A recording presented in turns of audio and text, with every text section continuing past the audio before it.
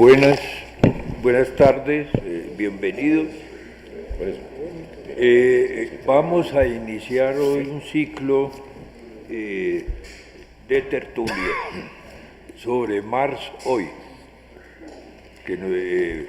por iniciativa de varios miembros de la academia,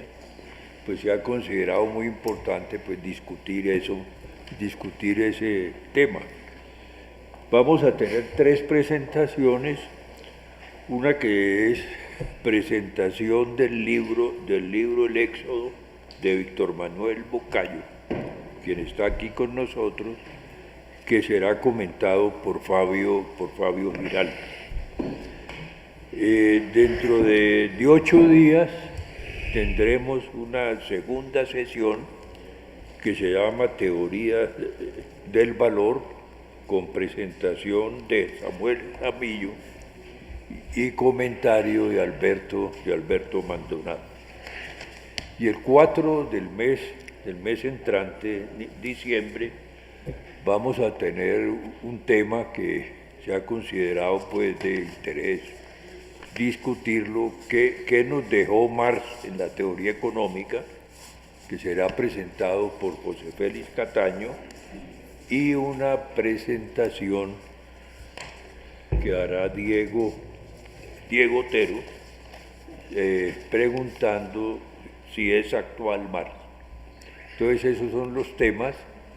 que vamos a tratar dentro, pues, en las tres presentaciones.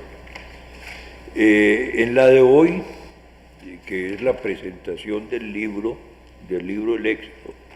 que ya fue presentado en la Universidad Nacional, pero que se ha considerado importante pues discutirlo también aquí. Va a ser presentado por Víctor Manuel Moncayo, a quien ustedes conocen, que es abogado de la Universidad Nacional con estudios de posgrado en ciencia política en la Universidad de Lovaina. Ha sido decano de la Facultad de Derecho y también rector de la Universidad Nacional durante 8 años. Profesor emérito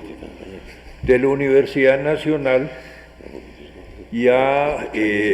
publicado varios libros sobre teoría del Estado y del derecho, y sobre políticas públicas y el sistema de educación superior.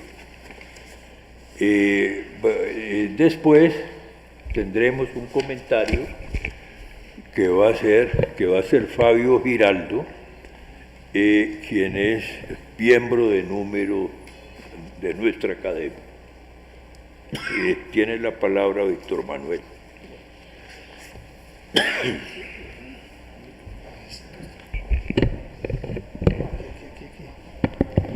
Bueno, muy buenas noches para quienes han aceptado esta invitación a hablar unos cuantos minutos de este trabajo que recientemente hemos publicado. Para mí es muy grato porque me reencuentro después de muchos años con el profesor Revéis, con el profesor Giraldo. Sí, hace ya unas semanas o meses nos hemos visto en algunos otros eventos de este tipo, y con otros que también he conocido en distintos momentos, tanto en la universidad como fuera de ella. Y pues es un placer, digamos, poder compartir un rato estas cosas que de hace unos años venimos tratando de traducir en artículos, en libros, etc. Yo quería un poco, de manera inicial, contarles que este trabajo, este ensayo, forma parte de un proceso personal bueno, y también colectivo, dados las prácticas en las cuales he estado comprometido en los últimos tiempos, y especialmente en la universidad, no solamente como profesor, sino después haciendo una pausa en la gestión académica, pero también en otros centros de investigación, ya que veo aquí a profesor Santana, con quien compartimos un tiempo por allá en el CINEP, en la época de finales de los 70 y de aquel septiembre siempre recordado. Bueno, y en los últimos años, por distintas vías y razones, llegamos a comprometernos bastante en lo que fue el proceso de negociación en La Habana, y de alguna manera contribuimos a nuestra manera en eso que terminó con la suscripción de ese acuerdo, que por cierto en esta semana o la próxima deben estar celebrando unos 2 años de esa suscripción. Y eso interrumpió de alguna manera el proceso que yo venía haciendo después de que publiqué ya hace como 15 años un texto que se llama El Leviatán Derrotado, que gracias a la generosidad de Jesús Aníbal y de su editorial, pues se está reeditando simultáneamente con la publicación de este otro ensayo. Y yo traté un poco de retomar los hilos que tenía en ese libro anterior, más o menos dentro de la misma perspectiva, pero enriqueciéndolo con una serie de lecturas y reflexiones y trabajos que poco a poco que fueron haciendo y que se presentaron en seminarios, se publicaron en revistas, en algunos círculos especialmente dedicados a la problemática del Estado desde Claxo, en fin. Pero repito, eso se vio de alguna manera interrumpido, pero también enriquecido por ese proceso, porque al fin y al cabo ahí estábamos pensando con la esperanza de lo que podría ser ese proceso. Esto que tenemos allí no tiene ninguna novedad, salvo que traemos a los lectores algunos elementos bibliográficos que seguramente no son muy trajinados entre nosotros, pero que pensamos que pueden enriquecer el debate. No tenemos la pretensión de que lo que nosotros digamos tenga alguna significación especial en términos de lo que serían instrucciones o recomendaciones tanto para la actividad teórica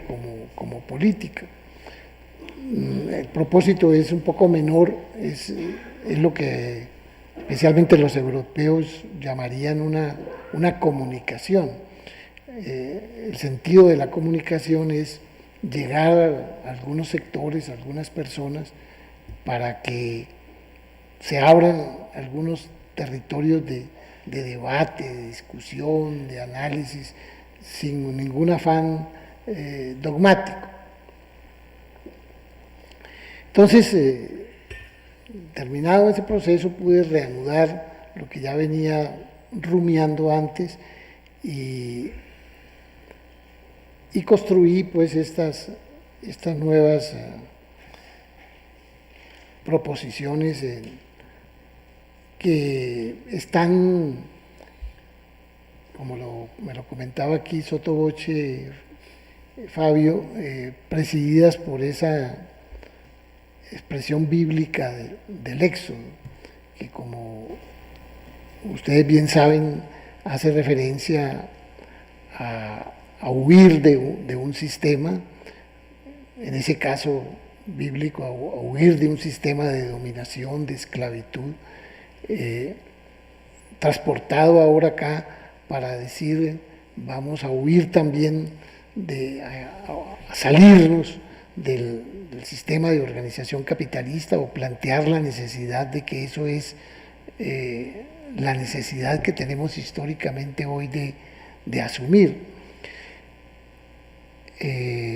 Obviamente la utilización de ese vocablo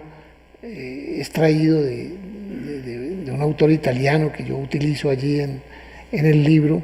y que seguramente es conocido de muchos de ustedes, que es Paolo Virno, ¿no? Eso del Éxodo está mencionado en esa obra clásica de él que se llama Gramática de la Multitud, pero también en otros textos posteriores, y retomado también por otros de esa misma corriente italiana ligada a las iniciativas de autonomía obrera, etcétera, de los años 70, etcétera, que definitivamente han influido bastante en mi perspectiva, digamos. Y por esas razones que he estado un poco cercano a las elaboraciones de Negri, que muy generosamente me ha acompañado tanto en ese trabajo anterior como en este, utilizando algunos de los textos que no están conocidos en español y que figuran como abrebocas o como prólogo de los trabajos, de ambos trabajos. Bueno, ustedes comprenderán que presentar un trabajo de esta naturaleza pues tiene dificultades, porque no por la complejidad o la densidad, sino porque efectivamente toca muchas temáticas, y mal haría yo en aprovechar estos minutos que tengo para detenerme en ellas, explicarlas, etcétera. Yo lo que voy a tratar de hacer muy rápidamente es como subrayar como el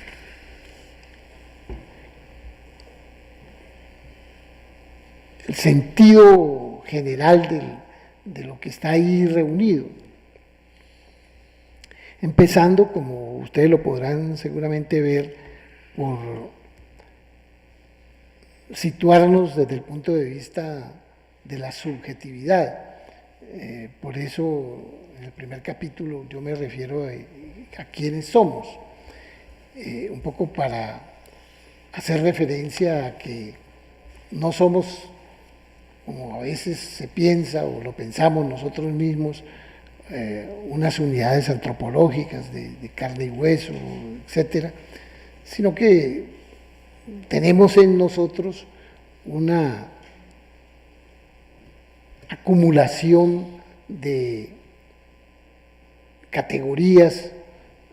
que son categorías sociales y políticas que a lo largo de la historia del género humano nos han ido definiendo como tales, y tenemos una subjetividad muy particular, y además una subjetividad que en este caso de estar viviendo dentro de organizaciones capitalistas es una subjetividad adecuada al sistema de organización capitalista. Y cuando digo adecuada es porque de alguna manera nosotros, con nuestros pensamientos, con nuestras acciones, con nuestras obras, contribuimos a que ese sistema, somos nosotros los que contribuimos a que ese sistema funcione, actúe, se reproduzca, salga de las vicisitudes que tiene, etcétera. A nosotros mismos a las subjetividades que nosotros representamos se deben en buena parte que la realidad del capitalismo exista. Nosotros somos actores de ese sistema, aun cuando en muchas ocasiones aparentemos o digamos que nos oponemos a él. Y esto tiene mucho que ver con otra dimensión que yo introduzco desde hace tiempos y que lo confieso allí como una lectura de cabecera, que es los trabajos de Sonrettel, de Alfred Sonrettel, un poco para indicar que las sociedades, las organizaciones sociales están edificadas alrededor de unas abstracciones sociales, pero que son reales y que no son del orden del pensamiento, sino que son del orden de las prácticas de los sujetos que vivimos en estas sociedades. Ese librito ya de difícil consecución, pero que por allá en los 60s o 70s se editó en Colombia, por cierto, que se llama Trabajo Manual, Trabajo Intelectual. Yo siempre he funcionado alrededor de la categoría de formas sociales o abstracciones reales. Y con eso ya uno marca una cierta distancia frente a la idea o a la consideración de que hay elementos de la sociedad que son como superiores o que son naturales o que trascienden la realidad de la historia. La idea de abstracción real o abstracción social es insistir en que el elemento histórico es el que construye los elementos fundamentales en términos de abstracciones sobre los cuales funcionan nuestras sociedades, especialmente aquellas dimensiones que son las que representan elementos del sistema de dominación, del sistema de sujeción, de dominación, y son construidas por nosotros mismos, por las subjetividades que también ha creado, digamos, que han creado estos sistemas. Eso conduce a partir, por ejemplo, de la idea de la abstracción intercambio. No voy a entrar en los detalles de eso, pero a mostrar que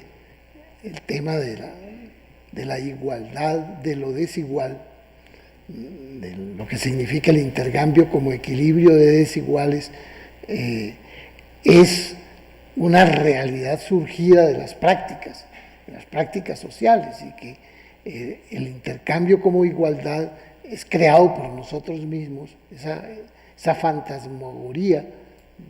o fetichismo del intercambio es creado por nosotros mismos.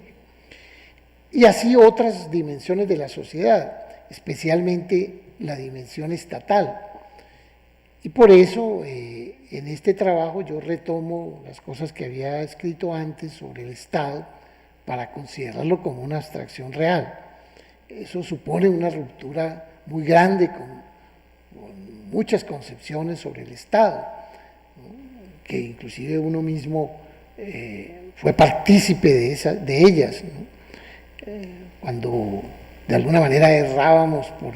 todas aquellas distinciones alrededor del marxismo, de la determinación en última instancia, de la base y la superestructura, de los elementos de la superestructura, todo ese tipo de cosas. Considerar el Estado como una abstracción real, como una abstracción social, que tiene una explicación histórica y tiene una genealogía, una génesis histórica. Bueno, sobre eso hay un debate muy amplio que no cesa de enriquecerse, pero que marca una una distinción, digamos, con ciertos entendimientos, bien sea con los entendimientos de explicación epifenoménica del Estado o con la explicación instrumentalista del Estado o con las visiones institucionalistas del Estado o el Estado identificado con los aparatos, etcétera. Algo que vivimos permanentemente, porque en nuestros comportamientos siempre estamos enfrentados a las distintas dimensiones del Estado y buscamos asociarlo a eso que de manera inmediata nos toca,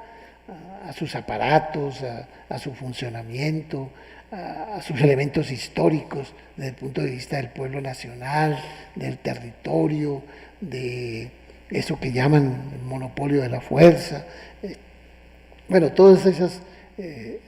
consideraciones que muchos estiman como un legado del proceso de la modernidad, del paso a la historicidad moderna del Estado. Pues aquí nosotros revisitamos un poco esa problemática después de que han pasado muchos años y de que eso se ha enriquecido, e insistimos en esa dimensión, pero a partir de otra idea que también está ahí subyacente, que es la de tratar de decir, bueno, si nosotros aceptamos y reconocemos que estamos dentro de la organización capitalista de la producción, ¿qué significa eso? ¿Qué significa históricamente eso? Y allí hemos hecho un recorrido un poco a la manera clásica por las explicaciones, digamos, derivadas de Marx, de la historia del capitalismo, de su génesis, de su genealogía, y de otros autores. Pero para replantearlo como una dimensión histórica con mucha fuerza, pero con la idea de que esa forma social estatal acompaña la realidad de otras formas, especialmente la forma intercambio, la forma valor, la forma dinero, la particularidad de la subjetividad bajo el capitalismo, en fin. Entonces, ustedes van a encontrar en los primeros capítulos ese retroceder para reandar ese camino, y en esos capítulos, digamos, se actualiza lo que veníamos haciendo, no solamente cuando estábamos en la academia como docentes en la universidad, sino con posterioridad cuando tuvimos un tiempo ya liberados de las responsabilidades de gestión académica, de volver a la actividad teórica. Como ustedes lo van a apreciar, allí también se utiliza con el mismo sentido histórico la idea de que las formas sociales del capitalismo no permanecen idénticas, sino que esas formas se reeditan, se reelaboran, se transforman, pero no dejan de ser formas de la organización social capitalista, bajo una manera de ser histórica diferente. Y eso conduce a otra expresión que también es robada a Virno, que es la expresión de la nueva gramática. En las formas renovadas del capitalismo hay una nueva gramática, es decir, una forma distinta de encarar la realidad del capitalismo, para lo cual seguramente son útiles como antecedentes que tuvieron su vigor y su importancia en la acción y en la práctica en otros momentos, pero que ahora de alguna manera han como perdido su vigencia, han entrado en caducidad, y que eso reclama de nosotros, frente a una realidad renovada en sus formas del capitalismo, de tener unas respuestas diferentes. Y es allí donde esto se une a estas discusiones que en estos años de celebraciones se vienen dando a propósito de la significación de la obra de Marx, y que uno celebra que la academia, por ejemplo, haya destinado estas sesiones a ese debate, que es un debate que se está dando no solamente aquí, sino en otros lugares, quitando de un lado todo dogmatismo, toda idea de sacralizar no solamente la figura de Marx, sino la obra de Marx y su acción política, sino de entender lo que realmente significó para su época. Le decía a Fabio que tuve la oportunidad, en una ocasión que me dieron de presentar, hacer esto mismo hace poquito, unas 2 o 3 semanas, por allá en la UNAM, en un seminario sobre Marx, que entre otras cosas, parafraseando el grito mexicano, le llamaron Viva Marx, y no vive Marx, más vive. Ustedes saben que nosotros hemos estado cercanos a un evento que realizamos cada 2 años que se llama Marx Vive, y le llamamos Viva Marx, que tiene, a pesar de que es un problema de palabras, sin embargo, tiene una connotación importante, porque el vive quiere decir como si todavía existiera y como tal sirviera. Aquí es un poco la idea de celebrar lo que significa, o lo que ha significado, o lo que significó. Y en ese sentido, las discusiones de hoy, en términos generales, vuelven a pensar cuál fue ese trabajo central de Marx, ¿no? Hoy eso acompañado inclusive de imágenes, porque en todos estos seminarios a que uno asiste, pues uno de los entretenimientos para quienes asisten es ver la película de este haitiano del joven Marx. Entonces, digamos que alrededor de eso se trata de rescatar a Marx no como un científico, como un teórico, como se ha dicho muchas veces, como el mejor de los clásicos, de los economistas clásicos. Y se trae a cuento, se hace recordación, por allá que él lo hizo explícito en algunas de sus cartas, en que decía: me voy a dedicar, cuando llegó a Londres, me voy a dedicar a esta economía política, a los clásicos de la economía política, pero con una expresión inclusive muy cruda, dijo: pero yo ya estoy harto de esto, de esta mierda, decía él, ¿no? Y ahora yo me voy a dedicar a otra ciencia, ¿no? Y ese viraje, ese sentido que él le quería dar a su trabajo, es el que subraya el carácter esencialmente crítico del trabajo de Marx, a propósito del discurso de la economía política. Y eso hace referencia a la cuestión de las abstracciones, porque la idea que se quiere más o menos transmitir es que a propósito de las abstracciones reales de la sociedad capitalista, se construyen elaboraciones discursivas que funcionan y actúan y operan y tienen eficacia como discursos científicos. Entonces, el problema del trabajo, de la moneda, del valor, de los precios, todas estas cosas que son abstracciones de la sociedad capitalista, se convierten en el objeto de esa disciplina. Entonces, la economía política hace de esas abstracciones sus objetos. Y lo que buscaría más es precisamente mostrar cómo están reeditando, renovando, reproduciendo esos objetos con el trabajo que realizan a partir de ellos, con toda la significación, digamos, de cientificidad que pueda tener.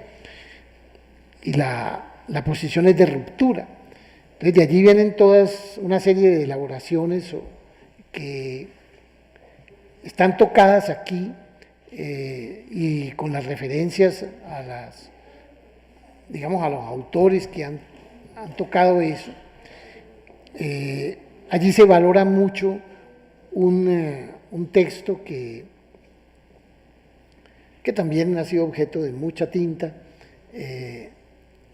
que es el famoso capítulo sobre las máquinas,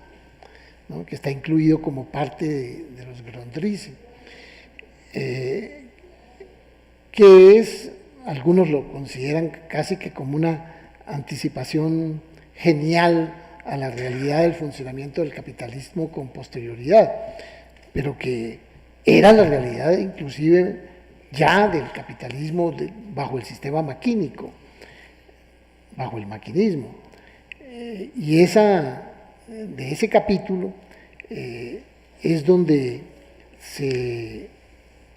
extrae la idea de que la no necesidad del trabajo asalariado como explicación última de la teoría del valor. Ustedes comprenderán que sería casi que absurdo ponernos a hacer esas referencias acá, pero que el rescate de trabajos como ese, de esos textos, puestos hoy en día frente a la realidad de la organización capitalista, se vuelven de mayor utilidad, en el sentido de que la caducidad de esas formas anteriores de la época del maquinismo, de la gran industria, del taylorismo, del fordismo, de todas las tendencias que trataron de superar o adecuarse a las controversias radicales del movimiento obrero frente al sistema capitalista con los sistemas posfordistas. Todas esas transformaciones han conducido a una organización capitalista que ya no reside de manera esencial en el sistema salarial ni en el trabajo inmediato. Entonces ahí aparece la construcción de que el trabajo fundamental es el trabajo social común, cooperativo, que ya no está enmarcado dentro de la estrechez espacial de las fábricas, ni dentro de la limitación cronológica de la jornada, sino que es el despliegue de la actividad cooperativa común en cualquier lugar, cualquier espacio, en cualquier tiempo, a cualquier hora, por cualquier persona. Entonces el decaimiento de eso y la aparición ya evidente de esta otra realidad conduce a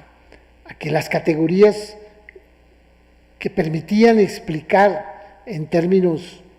cuantitativos la explotación a partir de la idea salarial, recuerden ustedes ese ABC que todos recorrimos y repetimos, ese catecismo de trabajo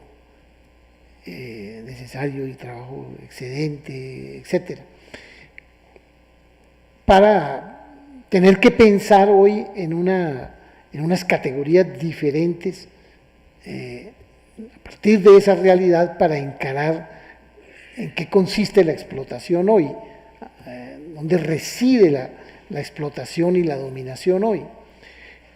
que ya no pasa necesariamente por el filtro y la sujeción y el control del sistema salarial, sea el sistema salarial puramente privado o ya combinado o complementado con la participación del Estado. Entonces, las formas nuevas de dominación, me decía Fabio, ahora me doy cuenta por qué es que yo estoy tan endeudado, ¿cierto? Porque esa es una de las dimensiones de hoy de la forma de expropiación, de explotación, de sujeción, como otras más, ¿no? Que tienen que ver con lo que Negri más o menos ha explicado como el hombre endeudado, el hombre representado, el hombre seguritizado, una expresión un poco absurda en español. Entonces, bueno, y que hay trabajos ya específicos de algunos autores que retoman eso y explican eso con claridad, con relativa claridad. Y dentro de ese panorama, digamos, hay muchos elementos para considerar, entre ellos una discusión que durante mucho tiempo se dio en la historia del capitalismo acerca de las relaciones del capital industrial y del capital financiero, para encontrar un entendimiento al papel nuevo de lo que se llama capital financiero, no como un apéndice ladrón y especulativo del capitalismo verdadero que estaría en las relaciones propiamente industriales, sino como el corazón hoy de la organización capitalista, y de cómo el entendimiento del mundo financiero y de las finanzas en esos términos conduce a comprender mejor la realidad del capitalismo en que estamos. Bien, de eso se habla en esos capítulos. Yo simplemente estoy allí haciendo referencia de una manera muy general y muy saltuaria a aspectos que creo yo que son los que dan lugar a mayores discusiones y a debates, que es de lo que se trata. Ahora, hay otra parte que después de ese reconocimiento de la realidad nueva del capitalismo, planteamos o replanteamos la realidad del antagonismo. Y plantear o replantear el problema del antagonismo es reconocer también que es inherente a un sistema de dominación como este que exista la alternativa o las posiciones o las prácticas de defensa de ese orden o de oposición a ese orden, que no es otra cosa que la oposición subversiva o antisubversiva. Y eso ata un poco diría yo, con el aporte que me dio el haber estado metido un poco en los intríngulis del proceso de paz, porque de alguna manera de lo que se trataba era de combatir una forma de expresión subversiva, de eliminar una forma de expresión subversiva, de eliminar la forma de expresión subversiva armada. Y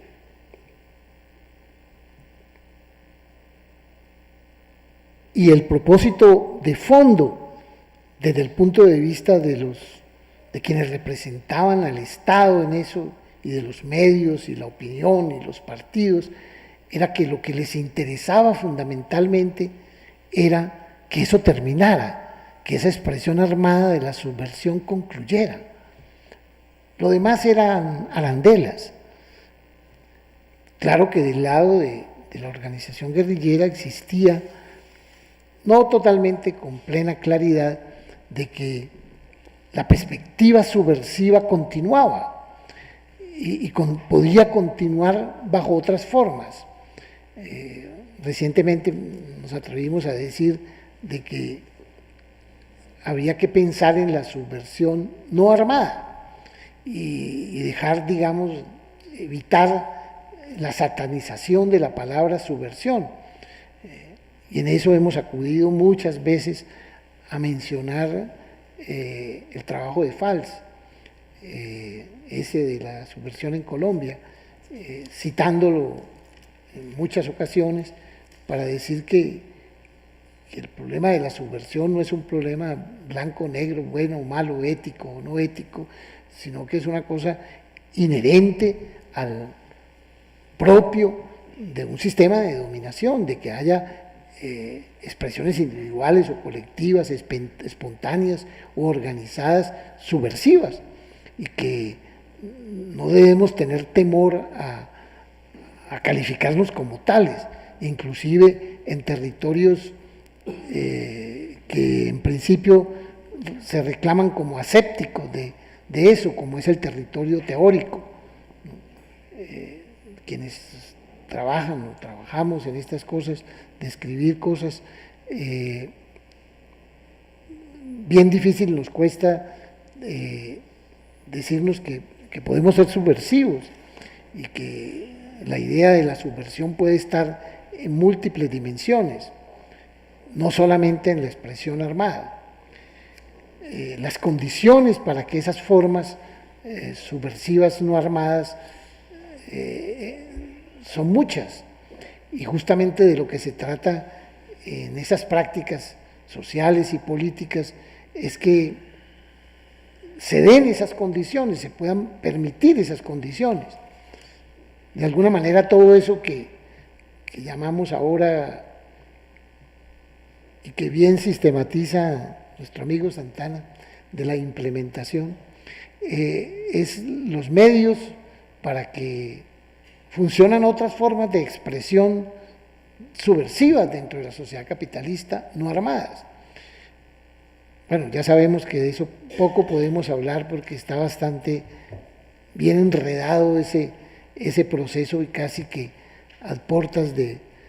un fracaso mayúsculo. Sin embargo, uno no puede ser totalmente catastrofista. De allí que la idea de la perspectiva de Éxodo es decir cuán difícil es salir del capitalismo. Es difícil salir del capitalismo porque esas formas sociales, esas abstracciones reales, tienen un peso histórico inmenso y liberarnos de ellas no es algo muy sencillo, entre otras cosas porque nuestra propia subjetividad contribuye a mantenerlas. Entonces estamos un poco como tan atados, tan aprisionados por ella, que romper no es fácil. Pero, digamos, la tosudez de la pretensión de romper con el capitalismo sugiere la idea de que hay que hacer el esfuerzo en ciertas dimensiones para crear esas condiciones, inclusive con elementos tan difíciles de funcionar con ellos como el elemento democrático representativo, que es una dimensión esencial al orden de dominación del capitalismo. Eso no es una categoría simplemente de la modernidad, sino que es del orden de funcionamiento del sistema capitalista. Entonces, el tratar de salirnos de allí tiene muchos escollos.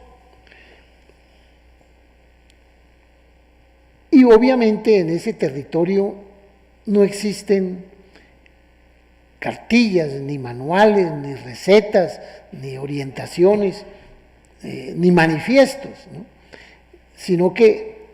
hay que tratar de, en las prácticas, ir encontrando los elementos que puedan ser útiles para ese propósito. Generalmente en todas estas discusiones, sean con personas jóvenes que están iniciándose en esto, o con personas ya avesadas y teóricos, etcétera, la gran pregunta es, pero entonces usted, ¿qué propone? ¿Qué es lo que hacemos para salir de ahí? evidentemente no tenemos respuesta, porque la respuesta es una respuesta histórica, como fue histórico el capitalismo. Pero hay algunas líneas, digamos, obcecadas en que la perspectiva de no cooptación, de ruptura, de atacar los elementos centrales como la mercantilización, contemporáneamente con la apropiación de los bienes comunes, con estas formas novedosas de explotación o de extorsión que no pasan por lo salarial, con la ruptura de la categoría de los pueblos nacionales, con ser irreverentes frente a lo que significa el Estado como forma social y como representante de todos nosotros. Esas cosas se pueden decir y son, digamos, como el principio de cautela para actuar. Cuando se mueven o nos movemos en este territorio de qué son las izquierdas, el norte vigilante debe ser el tener esa perspectiva no capitalista o anticapitalista, y no ceder en esa materia es lo central. Digamos, la garantía de alguna posibilidad de éxodo es el de ser intransigente en esa materia, a pesar de que uno sabe que en la acción concreta, práctica, política, seguramente habrá que estar conviviendo con esas abstracciones reales.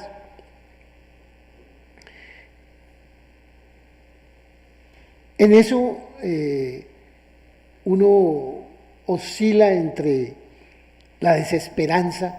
no tenemos nada que hacer, esto nos oprime, nos restringe, nos limita de tal manera que es difícil salir de esa jaula.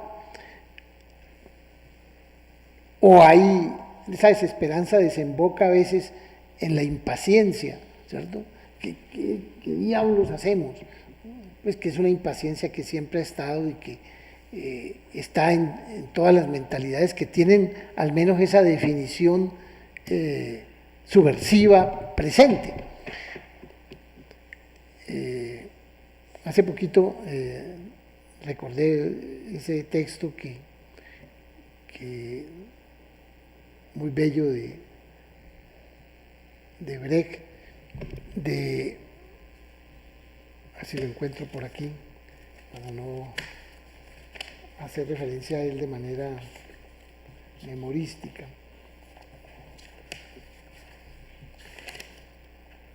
en que dice: estoy sentado al borde de la carretera, el conductor cambia la rueda, no me gusta el lugar de donde vengo, no me gusta el lugar a donde voy. ¿Por qué miro el cambio de rueda con impaciencia? Ahí están las dimensiones, esa de la sorpresa, la desesperanza y la impaciencia, pero que, digamos, deben abrir paso a una visión positiva en el sentido de que si uno reconoce que está viviendo dentro de la historia, esa historia no necesariamente será la misma. Entonces, no nos gusta el origen ni lo que nos están planteando como destino, pero tenemos una vitalidad histórica que nos debe enseñar cómo continuar la senda, aplastando de alguna manera las posiciones desesperanzadas y pesimistas. Yo creo que, para no aburrirlos más, con eso yo concluiría y esperaría ahora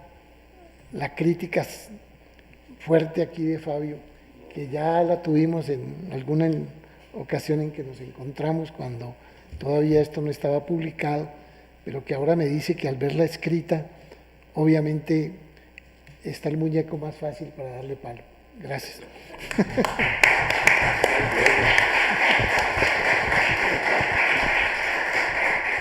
Víctor Manuel, muy bien, muchas gracias. Y tiene la palabra Fabio. Bueno, muchas gracias, Edgar.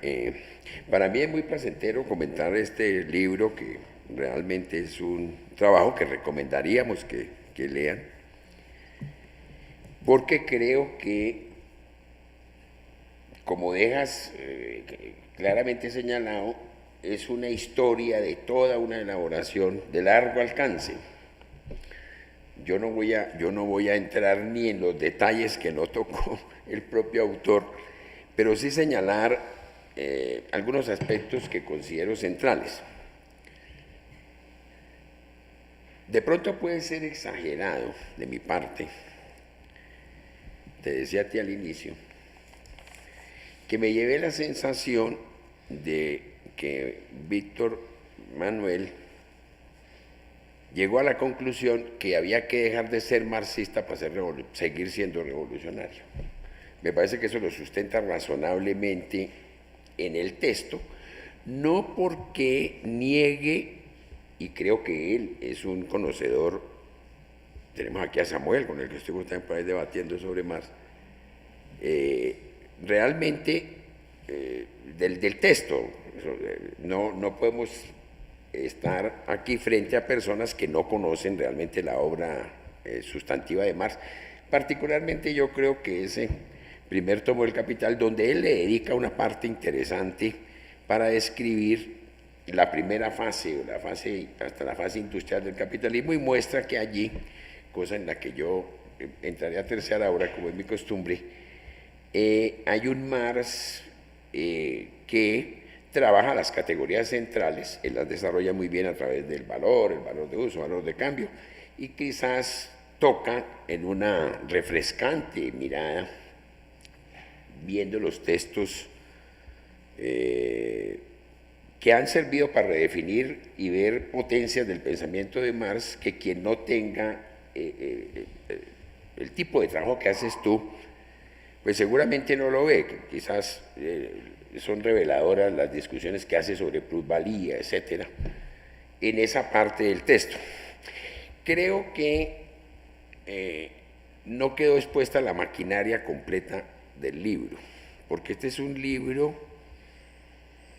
que me parece que ataca a fondo la filosofía política del derecho que está en Hobbes y nos introduce en un mundo que yo hacía mucho no visitaba. Lo visité en una época con mi amigo Stanislao Zuleta leyendo a Spinoza, pero no como lo haces tú, sino como un pensador liberal, y particularmente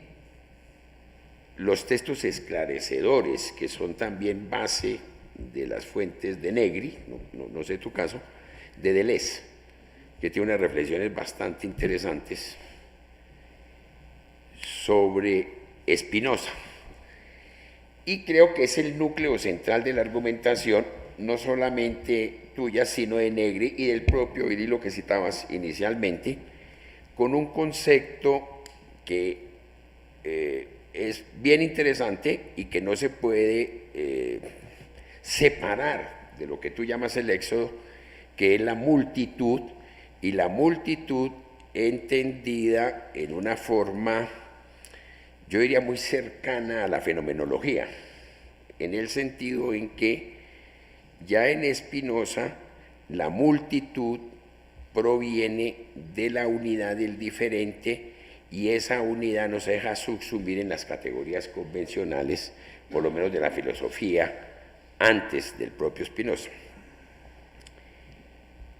Yo pienso que esa es una discusión interesante para abrir un debate, y particularmente para hacer lo que tú desarrollas después con bastante atención, para centrarse en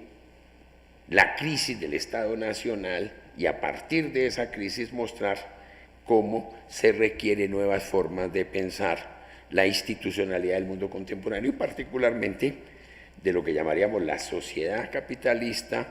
del mundo globalizado, en el cual ya lo que impera son las relaciones económicas que trascienden la organización de los estados nacionales y entramos en un mundo donde, para mí es evidente, ya las categorías clásicas de Marx, no el Marx, digamos, que será un clásico de por sí, de sus análisis sociológicos, históricos, los de la acumulación primitiva, que vas tú una y otra vez y vuelve, y todos tendríamos que hacerlo para mirar la historia del capitalismo, pero sí del Marx sustantivo y donde más problemas genera, que es al que tú le dedicas una larga reflexión, que es particularmente la teoría del valor y del valor trabajo. Y ahí la mirada de Negri, yo diría la tuya, muy de la mano, incluso lo pondría para tener el gran alcance de Spinoza, es reveladora, porque ataca, digamos, las nociones fundamentales que yo llamaría de un trabajo meramente muscular y da pie para que podamos ir entendiendo trabajos que no quedan atrapados adecuadamente en la transformación de valores en precios en Marx y particularmente, en lo que el profesor Jaramillo seguramente nos expondrá aquí largamente, el paso del trabajo simple al trabajo complejo. Me parece bien interesante lo que has expuesto, aunque voy a mostrar qué problemas le veo. Yo creo que el ser humano, como lo dices tú en tu introducción, es humano en cuanto sufre un proceso de hominización tan largo como uno lo quiera extender. Para ponerlo en términos bien simples, nosotros devenimos a partir de haber sufrido una ruptura trascendente en el lugar particular en que nos ocupamos, dicho de paso es una mota de polvo en el universo, pero de ahí se desata, digamos, lo que pudiésemos llamar una mirada sobre la sociedad y sobre sí mismo, en la cual es el ser humano el que crea la realidad y esa realidad a partir de ese larguísimo proceso por supuesto de socialización, da lugar al mundo real. Mundo real que es completamente ilegible, y me parece que es más apropiada esa vía que utilizas tú, de una abstracción radical con respecto a lo que se observa y se crea para decir, digamos, las grandes categorías de la filosofía. Particularmente es forzoso discutir contigo en términos ontológicos y entrar a la discusión de qué es el ser, y particularmente encontraríamos, no nos vamos a detener en eso, la discusión central de la ontología occidental a través de la hipercategoría de tiempo, que es tan cara para muchos de los análisis que tú realizas para hacer las transformaciones que están presentes en el libro.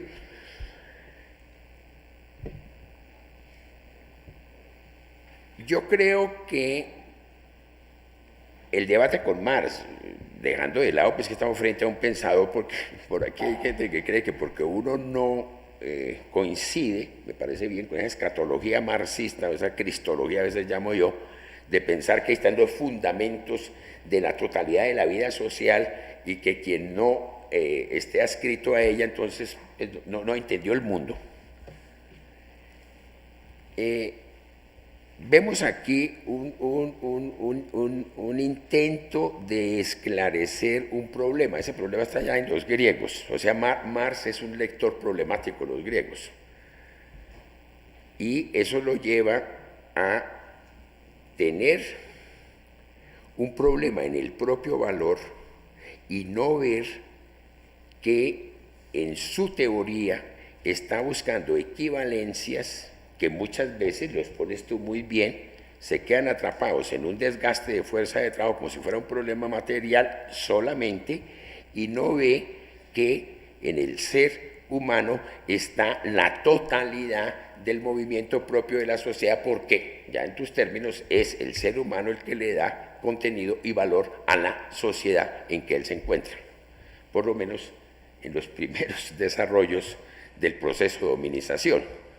O sea, es el ser humano el que crea la sociedad, y para no entrar en una tautología del origen, es la sociedad la que a su vez va creando al ser humano. En Marx hay un punto, o por lo menos en muchas de sus lecturas, yo creo que Marx está atrapado en esa discusión, porque él por momentos también, son ustedes más expertos en la lectura de Marx, deja ver incluso como lo esencial de la teoría del valor, creo que en eso estaríamos de acuerdo los dos, ahí es una teoría del poder y por lo tanto no solo de la explotación sino también de la dominación, estaría en Marx. Pero Marx no lo desarrolla, Marx sigue más por otra vía. Después vienen esos tomos dudosos, tomo 2 y tomo 3, que se ocupa mucha gente de eso, pero son, yo diría, exactamente como tú los tratas, borradores que él nunca terminó. Y si lo hubiera terminado no se sabe qué hubiera dicho. Lo que sí sabemos es que no capta lo esencial que planteó la economía política, y la economía política que ya está en Smith, que hoy en día es corriente en las teorías de la complejidad. O sea, que en la interacción entre el individuo y la sociedad hay emergencia y alteridad en el mismo movimiento para que se puedan establecer el conjunto de las cosas tales como son. Y son, por supuesto, abstracciones del intelecto que son más reales que la propia realidad en que nosotros funcionamos. ¿Qué quiere decir eso? Nosotros somos, en ese sentido, una especie de nubes con sobre todo, que caminamos, dices tú, ¿no es cierto?, montados por un conjunto de modelos y de teorías y de abstracciones que nosotros producimos, pero ellas a su vez nos producen y nos dan forma de la manera como nosotros somos. Me parece que esa discusión, en el caso de Víctor Manuel y sus teóricos, la compartimos en paso. El problema es que no hay que ir de Marx a Spinoza, hay que ir a Aristóteles. Y en Aristóteles encuentra uno centralmente, incluso en Platón sería importante porque está la República y las diferentes formas del ser social político, pero creo que Aristóteles en la política, no en la República, ya la política de Aristóteles plantea muchas luces sobre el tema central de la política, y es lo que persigue el bien supremo que crea el ser humano, que es qué es lo bello, qué es lo justo y qué es lo bueno para la sociedad. En cuanto decía Aristóteles en la política, ella es la más arquitectónica de todas las ciencias, porque no hay una ciencia que tenga la complejidad en sus formas de organizar que la propia política, que en el sentido estricto es la esencia del ser humano. Si se tiene esa vida aristotélica, entonces entramos al tema de Marx y a sus aporías. Lo injusto en la desigualdad social no se puede obtener por una ecuación, una aritmética. Las famosas ecuaciones de Marx, 20 varas de Elías y varas de Levita, y las transformaciones que realiza, porque la desigualdad lleva a una discusión sobre la sociedad, y la igualdad social solo puede ser igualdad, incluso como lo tiene el derecho constitucional moderno, de proporcionalidad. Lo justo no es un problema aritmético, sino lo justo en la distribución consiste en una igualdad de relaciones, por lo tanto de proporcionalidad, donde todos están de acuerdo en decir que lo justo en la distribución debe ser establecido según un valor, y salimos de ese embeleco marxista en la discusión entre precios y valores. Para empezar la discusión, si no se va a Aristóteles, pero podemos venir a el momento mismo de la producción de las teorías de Marx, porque es sorprendente. A mí me pareció siempre sorprendente la discusión con muchos de mis compañeros en la universidad, con Edgar, con Samuel, que tanto discutimos a eso de la renta del suelo por los efectos que tiene el urbanismo en la configuración de la ciudad, que es que los marxistas tienen una extravagante idea según la cual quien tenía razón sobre la sociedad, entendiendo razón, o sea, la sociedad tal y como, como yo la deliro, era Marx y no lo que fue después de Marx. Y con toda evidencia, la sociedad se rige por criterios no de Marx, sino por criterios de lo que Marx en su momento llamaba la economía burguesa. O sea un fenómeno en el mundo moderno curioso, que consiste en que Marx, que critica la economía política y fracasa en la realidad en su crítica, no ven los marxistas contemporáneos la economía política, que es la forma de ser que después, a través de ya 200 años, tal vez casi 300, es la forma de ser de la realidad social. Por eso me parece muy interesante que estemos de Éxodo en ese sentido, porque esas formas de ver no permiten actuar en la realidad social. Uno lo puede coger incluso por dos vías. Lo puede coger con la vía más fecunda, que es la base de todo el pensamiento neoclásico y la utilidad marginal, con lo que trabajamos muchos los economistas, con todos los problemas que tiene, las aporías, por supuesto, que ya está en la economía política de John Stuart Mill, que introduce una separación aristotélica, pero aplicada a la economía, entre la producción y la distribución, y para él la distribución es el objeto de la política, mientras que la producción sería lo que el propio Marx habilitaría esa reflexión, estaría en la producción, que es realmente la parte más simple de establecer en términos económicos, porque cuando nos vemos con la distribución, ahí sí, siguiendo tu libro, nos tenemos que ver con la multitud y nos tenemos que encontrar con las diferentes formas de ser de la sociedad, que evidentemente no quedan atrapados, como pretenden muchos economistas, en una fórmula de cálculo y mucho menos en una derivada parcial de una función agregada. Eso es medio fantástico. Pero paralelamente a esa discusión surgió la teoría austriaca, y la teoría austriaca del valor tiene el gran mérito que es una teoría subjetiva, como dices tú, esta sí, psicológica del valor, y esa teoría da lugar, incluso diría yo, a las versiones más sofisticadas que tenemos hoy en día, el mercado, el sistema de precios, como lo que tú insinúas en algunas partes del escrito, como un sistema de telecomunicaciones que nos permite acceder a información relevante sobre los precios y el comportamiento de consumidores y productores en la sociedad capitalista. Eso obviamente es economía, no economía marxista. La economía marxista se quedarán en transformaciones de valores pensando que Marx tuvo la razón y que el capitalismo, al cual le es intrínsecamente el movimiento cíclico, por lo tanto sus crisis de producción sobre producción, entonces Marx lo había advertido, porque cada rato el capitalismo incluye en esas crisis de producción y sobreproducción. Esa es como la razón de ser del pensamiento económico. Me parece que está muy bien desarrollado y es muy útil incluso para el caso colombiano, por haber sido profesor de Kerry en Schumpeter, que muestra al final de su vida dos cosas contundentes que servirían mucho para tu éxodo, que son, primero, central en el planteamiento tuyo en el sentido nuclear, que lo coge muy bien Joan Robinson, una marxista, que terminó marxista de gran conocimiento de las teorías económicas, particularmente de las teorías de la distribución y el capital, decía a los muchachos: ¿de qué se quejan? Si ustedes lo que desean es la mercancía, no quieren más, y el sistema lo que les da es mercancías para que se engolosinen con ella y se embrutezcan y conviertan, ya como diría Marx, el mundo en un inmenso arsenal de mercancías. Eso está en Robinson en los años 50, 60. Pero en Schumpeter está una versión muy interesante, tú la usas también de paso, creo que algunos de tus autores, que es la destrucción creativa, para ver la dinámica del ciclo económico y por lo tanto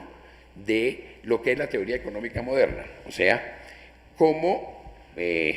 nosotros vemos a nivel instrumental formal el proceso de producción como una ecuación que es tautológica, como toda ecuación, el ingreso es igual al gasto, y si no pregunten a Carrasquilla cómo está haciendo la reforma fiscal o los comentarios que hacemos sobre lo mismo. Entonces hay que ajustar, en este caso, la parte fiscal para que se logre el equilibrio macroeconómico que logra los equilibrios de los mercados. El equilibrio en economía no existe, es una abstracción, eso no existe. Como no existe la competencia, eso es una abstracción. Pensar en competencia perfecta es una cosa ridícula, aunque, como el propio Marx lo tuvo que hacer en su momento, en economía se trabaja con el equilibrio, como abstracción teórica para acercarse a la realidad, y es preferible trabajar con esa abstracción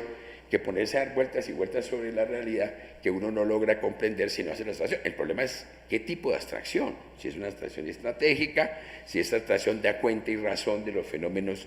sociales, etcétera, etcétera. ¿Eso nos llevaría a qué? Que estamos frente a un trabajo, yo diría, me parece que Víctor Manuel lo presenta pero es un trabajo pretencioso, tiene pedazos muy pretenciosos en el sentido de que propone revelar asuntos sustanciales. Creo que por momentos se logra hacer críticas sustantivas a la sociedad en la que estamos inmersos. Celebro esa actitud que mantiene el profesor, que parece un muchacho todavía de 20, 25 años, está discutiendo las posibilidades de cambiar una sociedad que tiene muchos elementos para cambiar. Pero yo lo que diría es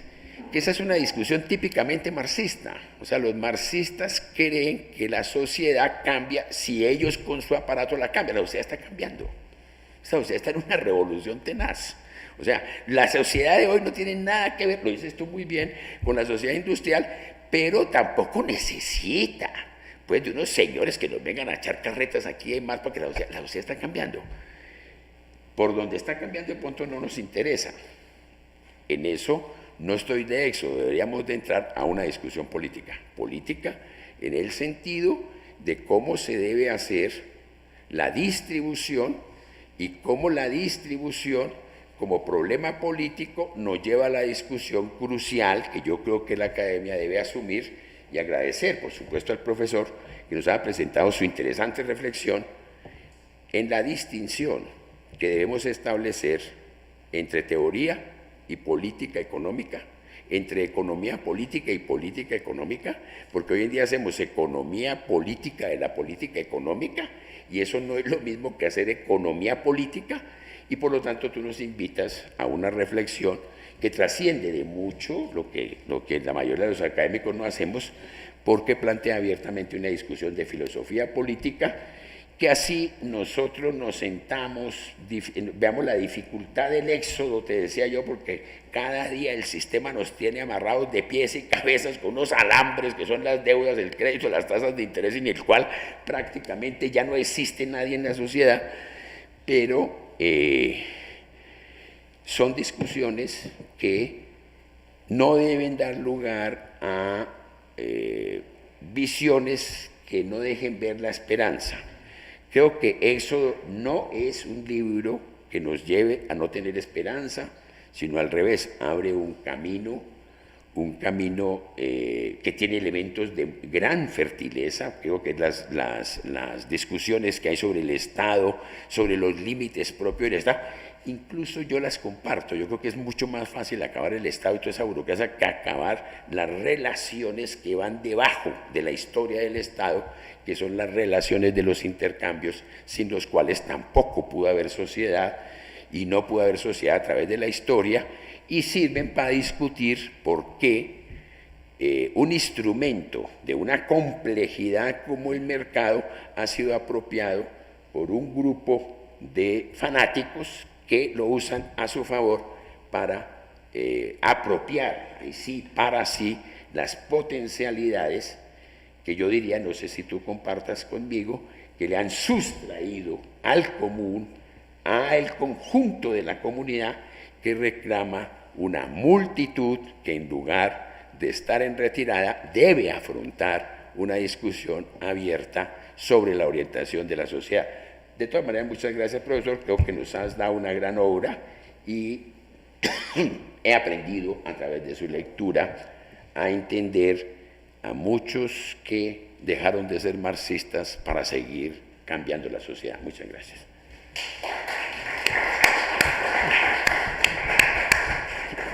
Bueno, Fabio, muchas gracias por ese comentario. No sé si hay algún comentario de su asistente o alguna pregunta. No, pero yo tal vez quisiera, pues como no oigo, por favor.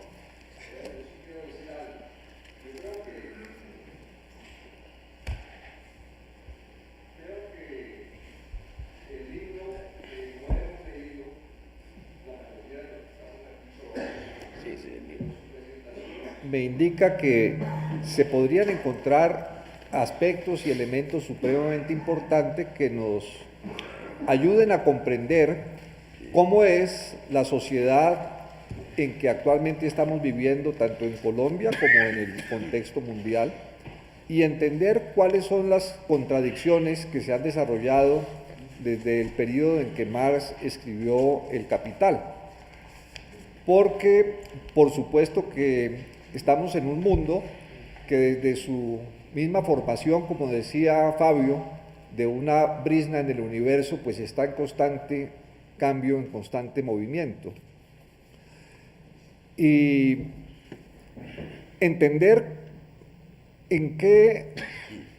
ha consistido, digamos, los errores o las condiciones o características en que los diferentes intentos que han hecho grupos sociales muy importantes para transformar las sociedades de explotación en unas sociedades organizadas de tal manera que puedan proporcionar la satisfacción de las necesidades materiales, espirituales y culturales de la humanidad, porque han derivado en otras formas de explotación, porque han tenido mutaciones, entre ellos lo que yo llamo el modo de producción soviético, que fue una sociedad realmente importante que contribuyó a construir un nuevo equilibrio en el mundo, pero también basado en formas de explotación nuevas, que fueron mutaciones del sistema del capital, que no solamente del capitalismo, sino del capital en un sentido mucho más general. Bien, entonces yo creo que todo lo que nos contribuya a comprender cuáles son las formas de del control del proceso social de trabajo en su totalidad en cada uno de los países y en su totalidad en el mundo, y cómo van mutando para perpetuarse en el tiempo, y ver si existen posibilidades de irrumpir en eso, cómo construir los procesos en que los seres humanos, los trabajadores y las comunidades vayan reapropiándose del control de sus vidas y del control del proceso social de trabajo, de qué se produce, cómo se produce, cuánto se produce, cómo se distribuye y a quién beneficia el resultado de ese trabajo, es algo clave y fundamental. Ahora, yo no creo que el profesor Moncayo esté diciendo que la única forma de interpretar y comprender el mundo tiene que ser con base en los escritos o análisis de Marx. Es una forma, pero muy probablemente me atrevería yo a decir que tenemos que echar mano de muchas formas de análisis, de muchas formas de ver el mundo para complementarlos y tener una visión mucho más completa que nos permita avanzar hacia una posibilidad de transformación, porque tal como estamos en el desarrollo del capitalismo globalizado, vamos hacia un proceso de destrucción de la humanidad y del mismo planeta Tierra. Por lo tanto, tenemos que buscar alternativas y eso es un deber y una obligación de todos los que consideremos que tenemos una posibilidad de aportarle a la humanidad. Bueno, eso es. Gracias.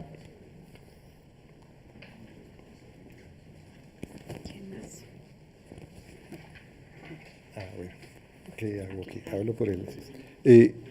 Edgar, una pregunta para Víctor Manuel. Usted mencionó el asunto de que ya la organización capitalista no reside el problema central en la relación con el trabajo asalariado, que pues como que ya esta discusión sobre trabajo necesario, trabajo excedente, pues no tiene sentido, pero pues obviamente como fueron tantos temas pasó muy rápido. ¿Usted podría desarrollar un poco esa idea de que ya, no es, ya es otro tipo de explotación, que ya no existe la explotación a la cual se refería Marx en El Capital? Es un debate que cuando se plantea, la gente un poco se resiste a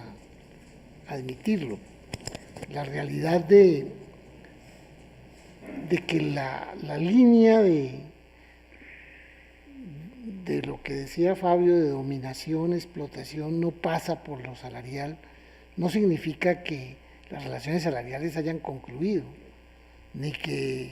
no sean inclusive cuantitativamente muy significativas, pero las cosas no pasan hoy plenamente por allí. Tendencialmente la búsqueda que existe conceptualmente, críticamente, es cómo se apropia el capitalismo del valor sin pasar por el sistema salarial, sin pasar por jornadas, sin pasar por tiempo de trabajo concreto, etc. Que no es solamente el problema de la sustitución de la necesidad del trabajo vivo derivado de los desarrollos científico-técnicos, sino de que hoy hay formas de cooperación que inclusive no están ligadas a una producción en particular, a un bien en particular, sino que son actividades múltiples que están por fuera de eso. Digamos que no es solamente lo que se llama, y sobre eso hay mucha literatura, el trabajo inmaterial, sino el trabajo no inmediato, la actividad laboral no inmediata, porque al fin y al cabo nosotros pensamos y estamos en la cabeza con la idea de lo que tú decías del trabajo muscular, ¿cierto? Hoy en día hay una actividad que inclusive que no necesita ser algo permanente, metódico, disciplinado, etc. En ese sentido, trabajar ese punto, ahondar en ese punto, es central porque fíjate que en las discusiones contemporáneas y en el problema en que está el propio capitalismo es cómo hacer para que estas personas no salgan del sistema mercantil, de la sociedad mercantil, porque la sociedad mercantil continúa, pero el alimento de la sociedad mercantil es que los sujetos que están en ella sean compradores, ¿cierto? Pero la forma de ser compradores ya no deriva de que sean asalariados. Y problemas como estos que se discuten en nuestras sociedades de hoy sobre creación de empleo, nosotros estamos plagados de frases en campañas y en programas gubernamentales del empleo digno. Ojalá pudiéramos verlo, pero la realidad es que en el estado en que está actual el sistema de organización, no es creador de empleo, ni digno ni indigno, porque la categoría de empleo pertenece a otro momento, al momento del trabajo asalariado. Claro que desde el punto de vista de muchas sociedades que llegaron, digamos, tardíamente al capitalismo, como pueden ser las sociedades asiáticas, China, etcétera, ahí tenemos una cresta grande de subsistencia del trabajo asalariado, pero sin embargo, aún en ellas, las cosas se dan por fuera del trabajo asalariado. Cuando aquí registramos en los datos estadísticos lo que llamamos genéricamente la informalidad, estamos viendo que la gente está por fuera de ella, pero existe y forma parte de los circuitos mercantiles, así no reciban salario ninguno, ¿cierto? Ese realmente es un problema para discutir que que urge abordarlo, pero que digamos que tiene unos elementos que permiten como sospechar que efectivamente las cosas no van por la vía de restablecer el sistema tradicional del trabajo asalariado. Hay efectivamente intentos de detener ese proceso. No sé si en algún momento acá han discutido lo que puede significar el momento de Trump en los Estados Unidos, que es un poco una resistencia a esos procesos, incluso a un restablecimiento de formas productivas superadas, ¿cierto? Y efectivamente puede funcionar momentáneamente, pero todos como que alcanzamos a entrever que eso está en contravía de unos procesos globales que no tienen en cuenta ese factor, lo que llamamos el factor salarial. Para poner ejemplos concretos, ya que tú mencionabas las cosas que están en el tapete entre nosotros, ¿hay alguien que pueda creer que en el orden socioeconómico colombiano estas empresas o estas empresitas de nosotros podrán crear empleo con las rebajas de impuestos, con yo creo que ese es el mundo más irreal posible? Inclusive hay veces hasta los periodistas más o menos, los pocos que hay perspicaces, le dicen, bueno, pero es que ya eso lo han dicho a propósito en otros momentos, diciendo vamos a hacer esto para que generen empleo. Inclusive en algunos países han tratado de hacer una cosa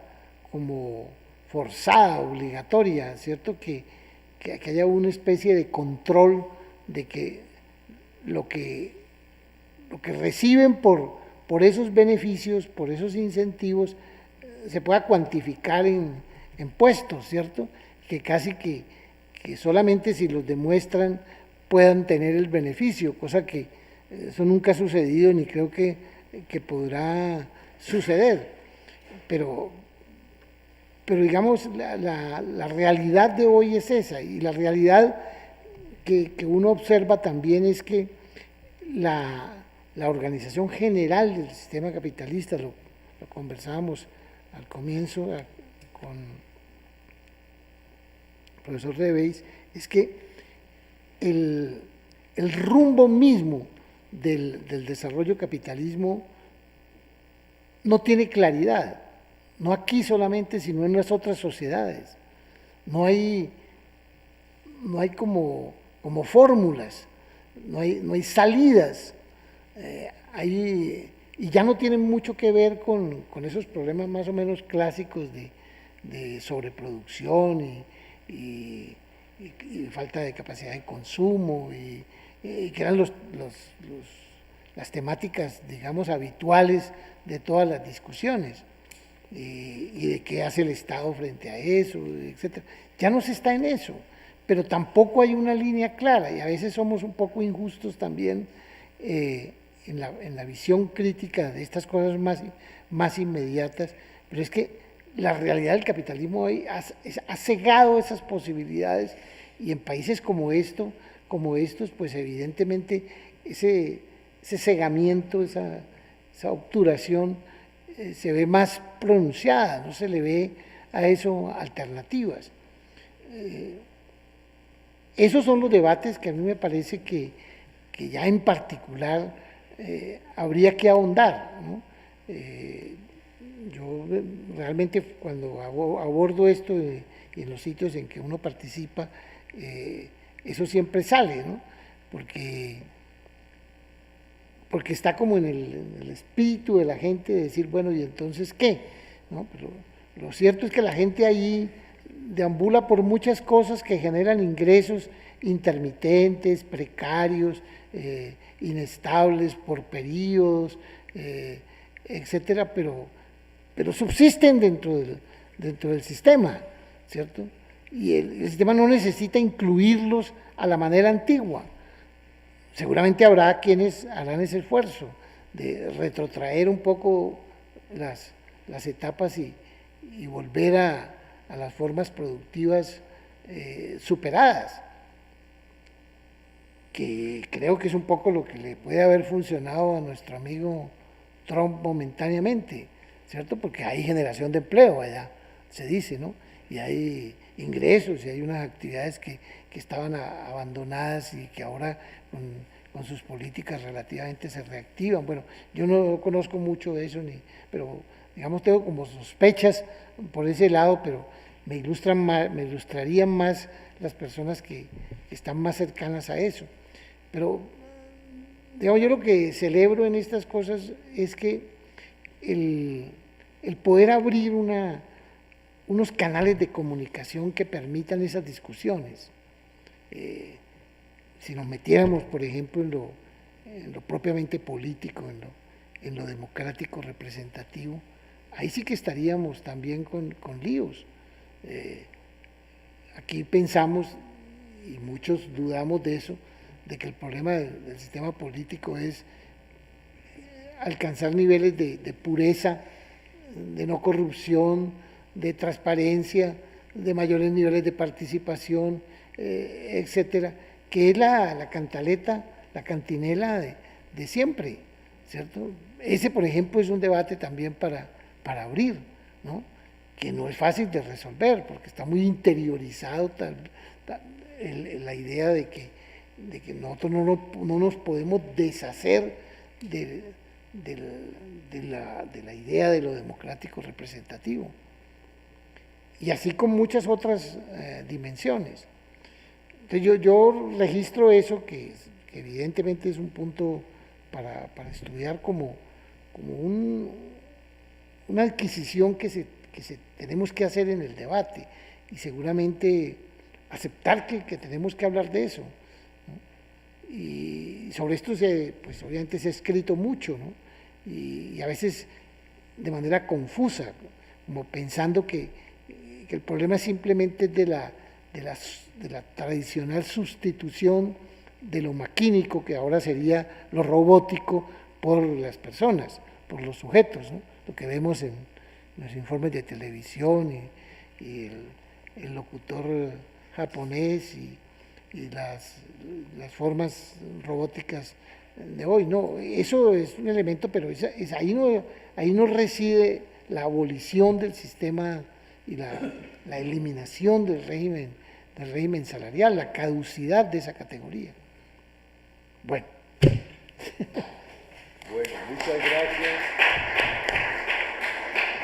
Muchas gracias por la presentación de Víctor y también por el comentario de Pablo. Gracias, Edgar. Y a ustedes, Ustedes muy amables.